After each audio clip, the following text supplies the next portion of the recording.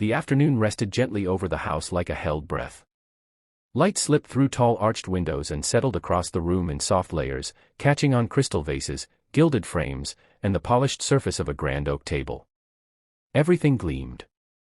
Everything had been touched by money. And on that table, careless, almost defiant, lay stacks of cash. Not neatly bundled. Not locked away. Just spread open, bills overlapping, edges curling slightly in the warmth of the room. Enough money to change lives. Enough money to erase worry. Enough money to ruin someone. Before we continue, if you believe in kindness, second chances, and the power of compassion, make sure to like, comment, share, and subscribe to Dramaway. And tell us in the comments from which country or city are you watching today. On the long velvet couch behind it, Conrad Hale lay still. One arm draped over the side. Tie loosened. Shoes still on. To anyone watching, he looked asleep. But Conrad was wide awake.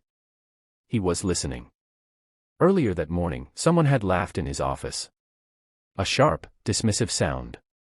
People who have nothing will always take what isn't theirs, one of his executives had said. Poverty breeds shortcuts. The comment had followed Conrad home. It clung to him as he walked through his mansion, as the staff moved quietly around him, as his housekeeper scrubbed floors that would never truly belong to her. And as her daughter waited. Lina was 8. Too thin. Too quiet. The kind of child who learned early how to make herself small.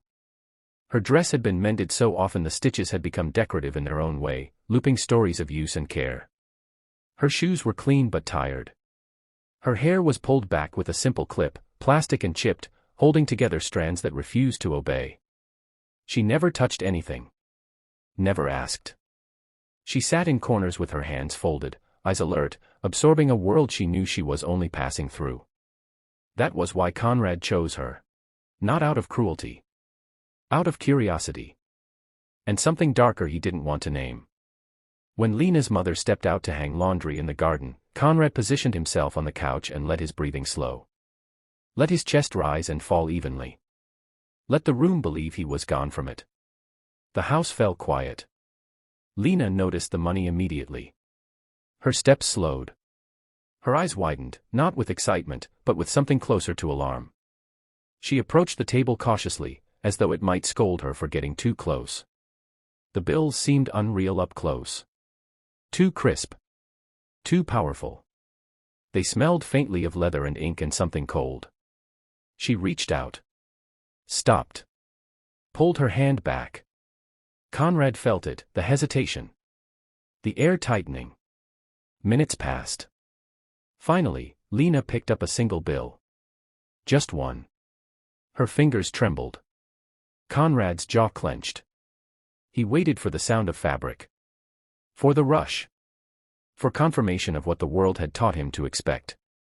Instead, she laid it back down. Carefully. She smoothed it flat with both palms, pressing out a crease like she was calming something alive. Her breathing hitched. "I can't," she whispered. Not to Conrad. Not to the room. To herself. Her voice was thin but steady. "My mama says if you lose your honesty, you lose everything. Even if you're holding the world." Her eyes shimmered. She reached up, unclipped the small hair fastener from her head, and held it between her fingers. It was scratched. Old. Probably the only thing she owned that was purely hers. She placed it on top of the money. A trade. An apology. "I'm sorry," she whispered to no one. "I wish I could help her. But not like this." Then she stepped back. Sat on the floor by the window. And waited. Conrad sat up slowly. The house felt different now. Smaller. Quieter. As though something sacred had passed through it and left a mark. He walked to the table and picked up the hair clip. It was warm. He had owned paintings worth millions. Sculptures flown in from across the world. Gold watches that never told him anything important. This piece of plastic and hope, felt heavier than all of it. He knelt in front of Lina. She looked up, eyes wide, fear flashing instantly. "I didn't take it," she said quickly. I promise. I know, Conrad said. His voice broke. He pressed the clip gently into her palm. You gave me something today, he said. Something I didn't know I'd lost. Her brow furrowed. I did. He nodded. Yes. That night, lives quietly shifted. Not with headlines. Not with applause. But with decisions. Support. Education. Security. Presence. Years later, Lina would stand in front of a crowd and speak of integrity.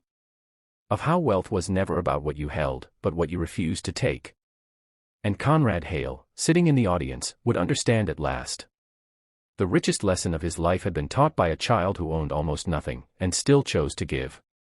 If this story touched your heart, please don't forget to like, share, comment, and subscribe to Dramaway. Your support helps us bring more inspiring stories to the world. Before you go, tell us in the comments what would you have done if you were in Lina's place.